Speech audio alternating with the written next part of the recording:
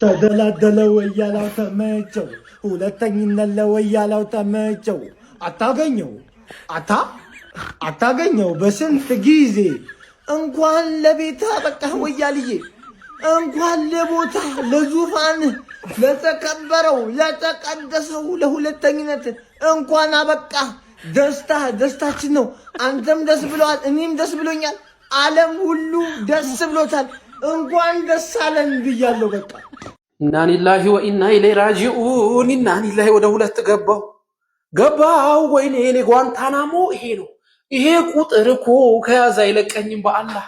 በርንሌ እነ ወልቭስ እነ ሻሼ እነ ሊቨርፑል ስንቱ ነበርንማውዝ ያላኩልን ወደ ሁለት በአንተ ዘመን ገባን። በአንተ ወደ ታችኛው ሊግ ውረድ አንተ ደንቆሮ። እቺን ቁጥር እኔ ነኝ ማቃት። በቃ ቀረው። በእናት እስቲ ሰው አሁን እረፍት ልትወጣ ነው፣ ገልብጥልኝ። በቃ ጥሩ ነው። ብዙ ይገባብ ነበር። አሁን 30 ምናምን የደቂቃ ነው። እባክህን አቻ ለመውጣት ተጋጋጥ። ሲያጥፍቶ ጠፊ ሁን። አሁን ምን አባህ ተስፋ ኖሮ ነው የምትቀናጠው? በቃ አይኑን በለው። በእናት ገባው። በቃ ገደል ገባው። ምንድነው የምትሉኝ አንዳንዶቻችሁ? ምንም እየገባኝ አይደለም ወላሂ። እንዴት ነው የአርሰናል ደጋፊ ተመሳሳይ ሆነን ማንግባባው እንዴ? እንዴት ነው በነጥብ እኩል ነን በጎል እኩል ነን እያላችሁ ልታጽናኑኝ እየሞከራችሁ ነው? ምንም እየገባኝ እንዴ። የ9 ነጥብ ልዩነትን ተቋቁሞ ማስኬድ ያልቻለ እኮ ቡድን እኮ ነው ያለን። እንዴት ነው አሁን በነጥብ እኩል ሆነናልና በጎልም እኩል ነን ቀጣይ ድላችን ሊኖረን ይችላል? በፍጹም እኮ ሊሆን እኮ የማይችል እኮ ሊመጣልኝ የማይችል ነገር እኮ ነው ጀምአው።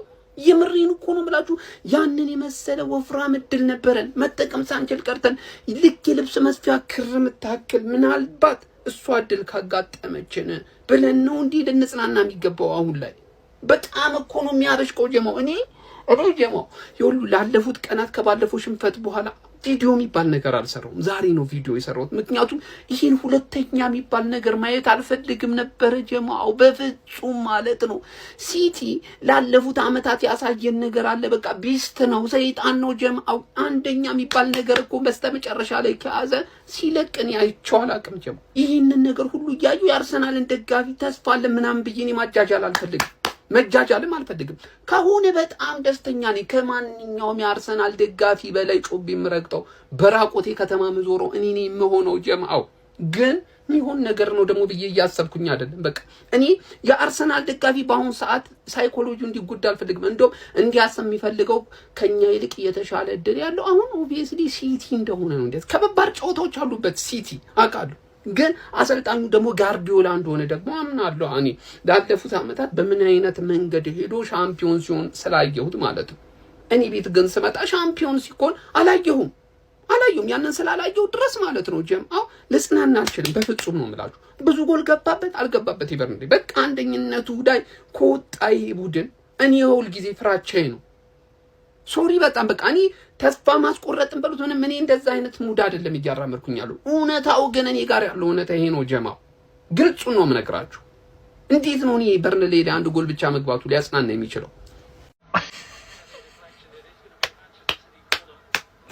5 ደቂቃ ነው የፈጀባቸው። 5 ደቂቃ ነው አንደኛ ለመሆን የፈጀባቸው 5 ደቂቃ ነው።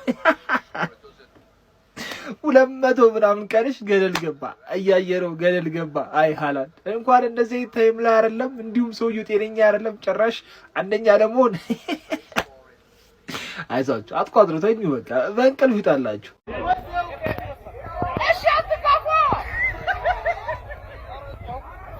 ዘገነርስ ከፋችሁ እንዴ? እንድች ብሎ እንኳን እንዳይከፋችሁ፣ ምክንያቱም የሊጉ መሪ እናንተ ናችሁ። ፎቃጣው እያለ ተው እያለን እየጮህን እየመከርን የነበረው ለዚሁ ነበር።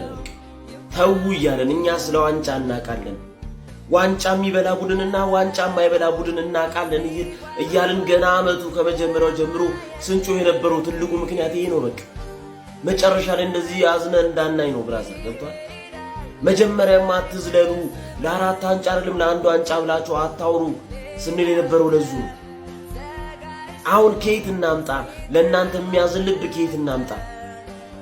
ምከረው እምቢ ካለ መከራ ይምከረው ነው። በቃ ከየት እናምጣ ቃላት? እኔ አሁን በቃ መቼም ነው ማላዝንላችሁ፣ መቼም ማለት ነው። ለምን እንደሆነ አላውቅም። ምክንያቱም ከዚህ ስንናገር ማንም ሊሰማን ስላልፈለገ አሁን መቼም አታሳዝኑን።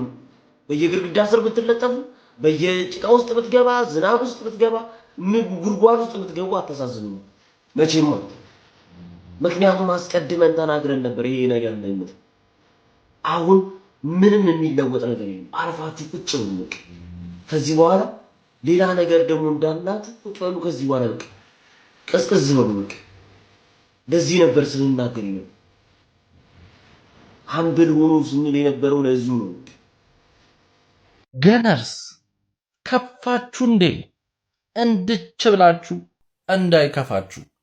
አትረፍ ያለው ፍሬ ለበርንሌ ቋጥራል ነው። ለምን ይከፋችኋል? ሁለተኛ እኮ አያስከፋም ገነርስ። ሁለተኛ እኛ አሁን ቲክቶክ ላይ መተን 4 ዋንጫ ይበላል አርሰናል ምናምን ስንል ለእናንተ ሞራል ነው እንጂ ሁለተኛ እኮ ለእኛ ብርቃችን ነው ገነርስ። እኛ እኮ ነሆለል የትንሽ ቲም ደጋፊዎች ነን። እንደው ለዋሸናችሁ ይቅርታ እንጂ እንደው ሁለተኛስ እንዴ አርቴታ አውት ስትሉ ለምን ምንናደድ ይመስላችኋል? ሁለተኛነትስ ማን ይሰጠናል? ሚዜን በተከታታይ 3 እና 4 ዓመት ሚዜ መሆን ለኛ እኮ ብርቃችን ነው ገነርስ።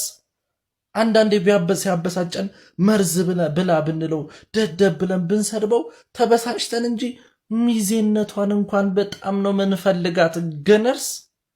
እንደዚህ ብሎ እንዳይከፋችሁ ገነርስ። እኛ ሲጀመር ምን አጨማለቀን? ዋንጫ ምና ሁለተኛውንስ ማናየበት ገነርስ።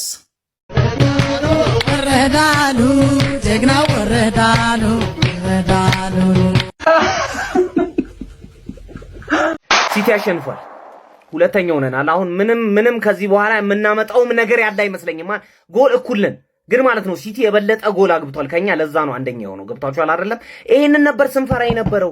ለዚህ ነው ስጮህ የነበረው። ማን 5ኛው ደቂቃ ላይ ባገባው ጎል ሃላንድ የተጣለ ጨዋታ እኮ ነው የጮቱት። ሲቲ እኮ ሰከንድ አፉ እንዴት እንደሚያስጠላ እንዴት አባቱ የሚያስጠላ ሰከንድ አፍ። በርንሌዎች ማግባት ትችሉ ነበር። ለመውረድ ነው የምትጮቱት። እንኳን የወረዳችሁ ድጋሚ ባላያችሁ ደስ ይለኛል። ምን አይነት የተጣሉ ቲሞች ናቸው በእናት። ሲቲ ከዚህ በኋላ አያቆምም። እንዴት ነው የምናስቆማቸው? ማን ጋርዲዮላ አንደኛ ሆኖ ማለት ነው። ጋርዲዮላ አንደኛ ሆኖ ጭራሽ ወደ ታች በፍጹም ነገር ነው የማይመለስላችሁ በፍጹም ማለት ነው። ግን እንቋጥራለን ጋይስ። ያለን አማራጭ ለሌላ ቲም ላይ መቋጠር ነው። የራሳችንን ድል ለሌላ አሳልፈን ሰጥተናል። ሲቲ በርንሌን አሸንፎ አንደኛ ደረጃ ላይ ተቀምጧል። ይህም ከብዙ ወራት በኋላ ነው። ግን የአርሰናል ደጋፊ አንድ ጭው ያምጥተዋል። እናንተ እንዲየተለጠለጣችሁ እኛ ላይ እንዴት ሙሉ ለመያዝ በቃችሁ የሚል ነገር። አባቴ እኛ ስንሸነፍ እናንተ የምትምሩን አትመስሉም። እንደዚህ ሲጀመር ማለት ነው። እኔ ሻምፒዮንሺፕ ራሱ ሆኜ አርሰናል ላይ ከመቋጠር ወደኋላ አልልም። ምክንያቱም የደጋፊው ምላስ ስለማውቀው በቃ አርሰናል አሸነፈ ማለት በማግስቱ ስራ ቦታ፣ ትምህርት ቤት እንዴት እንደምንሰቃይ እኮ እኛ ነን የምናውቀው። ይህን ደግሞ ብዙ ሰው ከኔ ጋር ይስማማበታል ብዬ እማምነው ሀሳብ ነው። ስለዚህ አድቡና ተቀመጡ። የዛኔ 9 ነጥብ ስትመሩ 7 ነጥብ ኖሮ አንድ ጨዋታ ምናምን ብቻ የዛኔ በቃ በሰፊ ስትመሩ እንዴት አድርጓችሁ እንደነበር ታስታውሳላችሁ። ከምንም በላይ ግን አንድ ጥያቄ አለ ለአርሰናል ደጋፊዎች። የሰርግ ዘፈኑ ከምን ደረሰ? ይመቻችሁ። ለማንኛውም የእንግሊዝ ፕሪሚየር ሊግ በጣም ከረጅም ጊዜ በኋላ አዲሱን መሪ አግኝቷል። ማንቸስተር ሲቲን ቁንጮ አድርጎ ሹሟል። ፔፕ ጋርዲዮላ ብዙ በተጨነቀበትና ብዙ በተሳቀቀበት ይባስ ብሎም ደግሞ ከአሰልጣኝ መቀመጫው ላይ ሄዶ ከተጫዋቾቹ ጋር መሃል ላይ ተቀምጦ ሲያወራ እስከነበረበትና በቴክኒካል ኤሪያው ላይ ብዙ ጭንቀት ብዙ ፍረስትሬሽን በተጫዋቾቹ በተለይ የአጨራረስ ድክመትና እድሎችን አለመጠቀም ሲበሳጭ ያመሸው ፔፕ ጋርዲዮላ በመጨረሻም ፍሬው አፍርቶ 3 ሙሉ ነጥብ ወደ ታችኛው ዲቪዚዮን መውረዱን ከዛሬው ምሽት ጨዋታ በኋላ ካረጋገጠው በርንሌ ላይ ወደ ተርፍ ሙር አምርቶ ሙሉ 3 ነጥብ አሳክቶ መመለስ ችሏል። አርሰናሎች ላይም እንግዲህ አሁን ሙሉ ጫናቸውን ማሳረፍ ጀምሯል። የፔፕ ጋርዲዮላው ሰራዊት ብዙ የጎል እድሎችን ባመከነበት ምሽት በጣም ወሳኝና ትልቅ የሆነ ድል መጎናጸፍ ችሏል። ለማንኛውም ስለ ምሽቱ በኤርሊንግ ሃላንድ ብቸኛ ጎል ትልቅ ድል ስለተጎናጸፈው ማንቸስተር ሲቲ እና ስለ አዲሱ ሊግ መሪ ምን ትላላችሁ? የፕሪሚየር ሊጉ ዋንጫ መዳረሻ አሁንስ የት የሚሆን ይመስላችኋል? ሀሳብ አስተያየታችሁን ኮሜንት ሴክሽን ላይ አጋሩኝ። ሜዳ ስፖርትን ፎሎ ማድረግ እንዳትረሱ።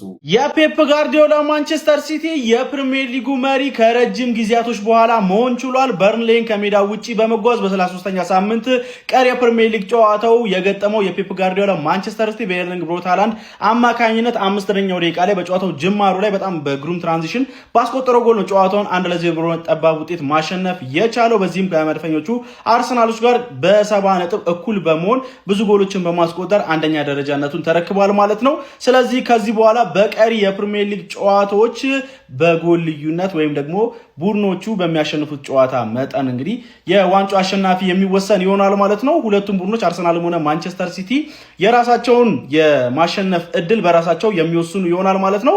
በርንሌይም ከዚህ ሽንፈት በኋላ ከፕሪሚየር ሊጉ በ20 ነጥብ 19ኛ ደረጃ ላይ በመሆን ከወልቭስ በመቀጠል መውረድ ያረጋገጠ ቡድን መሆን ችሏል። ለማንኛውም የፔፕ ጋርዲዮላ ማንቸስተር ሲቲ በዚህ ጨዋታ ላይ ስለ ፐርፎርማንሱ ካነሳን በጣም ጥሩ ፐርፎርማንስ ነበራቸው። በርከት ያሉ የጎል አጋጣሚዎችን ፈጥሮ ነበር፣ አልጠቀሙባቸውም እንጂ ማለት ነው። ከአንድ ጎል በላይ ማስቆጠር ነበረባቸው በእኔ እምነት፣ ግን ብዙ የጎል አጋጣሚዎችን አምክኖ ነበረ። በርንሌይ ያን ያህል ጨዋታው ላይ ተፎካክሯል ብሎ ለመናገር ራሱ በጣም አዳጋች ነው። ሙሉ የጨዋታ ክፍለ ጊዜው ሲቲ ነበር ዶሚኔት አድርጎት የነበረው። ለማንኛውም እናንተ ስለዚህ ጨዋታ ምን ትላላችሁ? ሀሳባችሁን አጋሩኝ። የፕላስ ምልክቱ መጫ እንዳትረሱ። ተንደርድሮ ገባ ያራዳ ልጆች። አሁን ቁጭ አለ ላይ ማለት ነው። አሁን ችግር ሊፈጠር ነው። በቃ ይህም ቦታ ጋርዲዮላና ሰራዊቱ ሲወዱት ነው የምላችሁ ያራዳ ልጆች። በርን ላይ ወረደ። አረ እንደውም ከኩርኩም ጋር ምናምን አብረው ቢሸኙት በጣም ይሄ ድሮ መውረድ የነበረበት ክለብ ነው ያራዳ ልጆች ማለት ነው። ምንም ለመጫወትም የማይመቹ ናቸው እነዚህ። ሲቲም ይሄዳል ይስታል። የነዚህ ቶ የሲቲ ይሄዳሉ። ጋርዲዮላ አበደ። ቸርኪ ላይ 4 ተጫዋች ብቻህን ምን ታረጋለህ? ኳሱን አጫውታቸው። አይሰማም። ይሄ ሰፈር ጨዋታ አስመሰሉት። ሲቲዎች ያራዳ ልጆች ይይዛሉ። እንደ ቀልድ ነው የሚታለፉት። በርንሌዎች ችግር የለባቸው። በረኛው መከሮን አስበሉት ያራዳ ልጆች። ምን ሃላንድ ይስተዋል። ማን አይስትም? ራሱ ጋርዲዮላ ገብቶ ሁሉ ሊሞክር ነበር ያራዳ ልጆች። ምን አለፋችሁ። በቦሌም ግን 3 ነጥቧን ይዟት ወጥቷል። አብሶ 4 ደቂቃ ተጨምሮ 94ኛው ላይ በርንሌዎች ኮርና ሲያገኙ የጋርዲዮላ ፊት ያራዳ ልጅ ያን ፊት እኔ ሲርበኝ ብቻ ነው ማቀው። ከዛ ውጪ ቶ አረ ያራዳ ልጆች ምን አለፋችሁ። በዚህ በዛ አሁን ሲቲ ቦታው ላይ ቁጭ አለ መጣ። በቃ እዚህ አካባቢ ላይ ይኮረኩራል። እንደዚህ ችግር የለም። ሲቲ ጋር አሳይቶ እንደዚህ አይልም። አሁን ነገር እየተባባሰ እየከረረ መጣ። በቃ ያራዳ ልጅ